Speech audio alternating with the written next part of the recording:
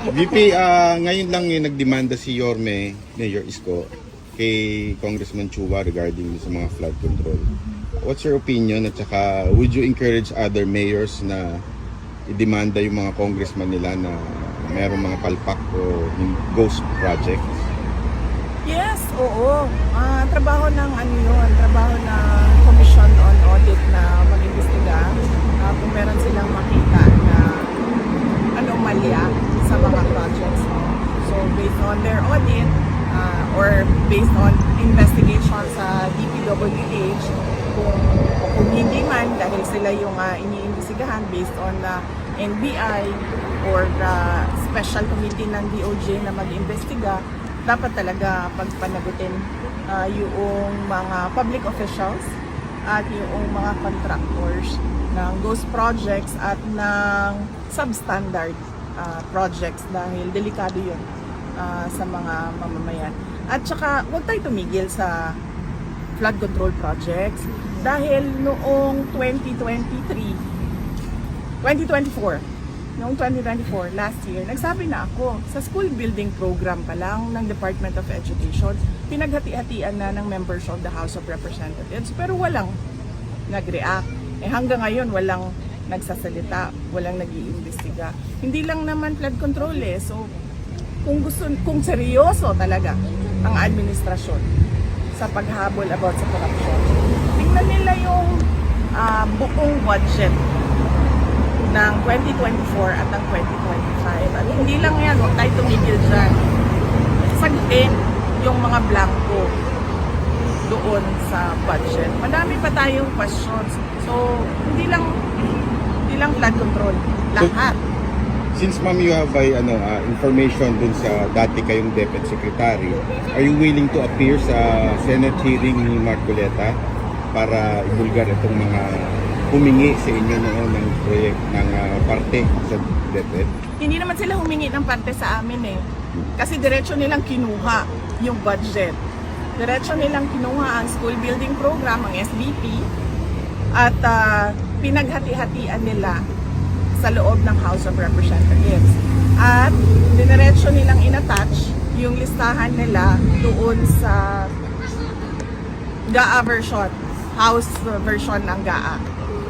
At inakyat nila sa Senate. In fact, during the Senate hearing ng Department of Education, lumabas yun at tinanong yun ni Senator J.B. Estrada. Pero nung nagsabi kami, at alam yun ni BBM, wala naman siya reaction So, kaduda-duda kung bakit bigla ngayon meron tayong investigasyon sa flood control projects. Kung seryoso talaga sila, and si BBM alam niya yan kasi governor siya dati, mayor ako dati. Alam nating lahat kung ano yung anomalya, ano yung corruption sa budget ng gobyerno, sa projects ng gobyerno.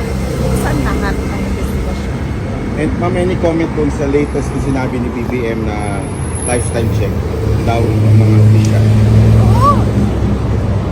Dapat lang.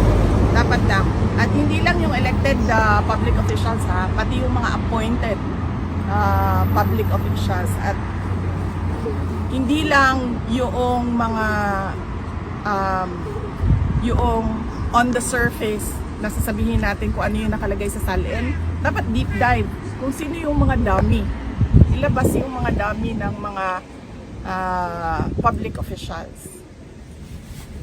VP, kung may pagkakataon kayo ngayon, paano nyo haharapin itong problema ng korupsyon, lalong-lalo na sa infrastructure? Yan yung sinasabi ko kanina na ayoko magbigay ng libreng advice sa administrasyon. Panoorin na lang natin sila sa circus nila.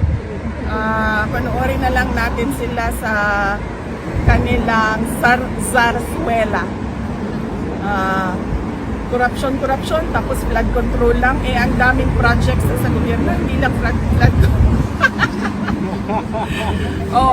so yun lang po.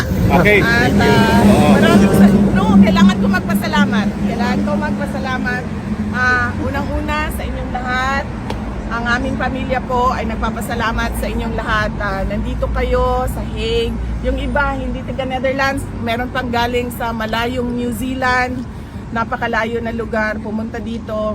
Papasalamat kami dahil unang-una, sigurado kami, yung dasal ninyo araw-araw, ang laking tulong nun sa sitwasyon ni dating Pangulong Rodrigo Duterte.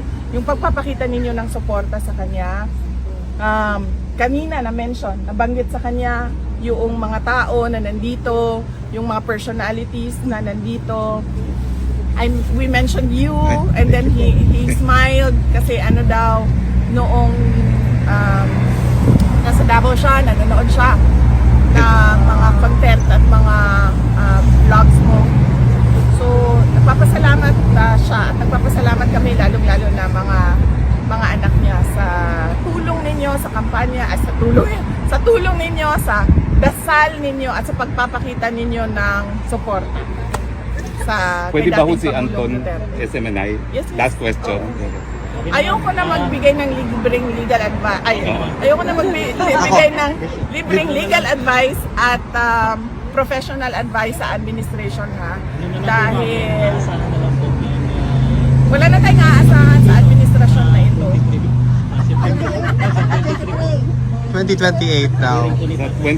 Sa September 23, ano ba yung aasahan daw ng mga Pilipino?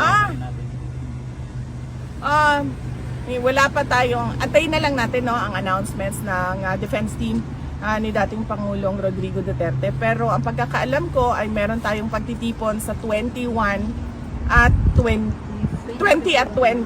Yes.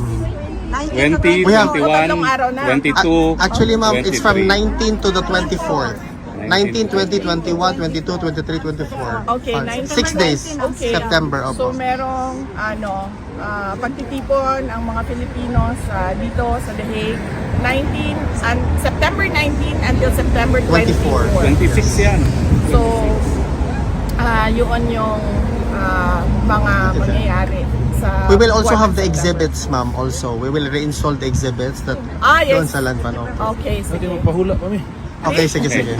Okay. All the exhibits. Maraming salamat, ha. Maraming salamat sa suporta ninyo. And sa 20 and 21, meron din sa Japan. Malaki yung hinanda ng Filipino community sa Japan, September 20 and 21. Nagpapasalamat kami, ha, na hindi kayo bumibitaw. Yes. Maraming salamat.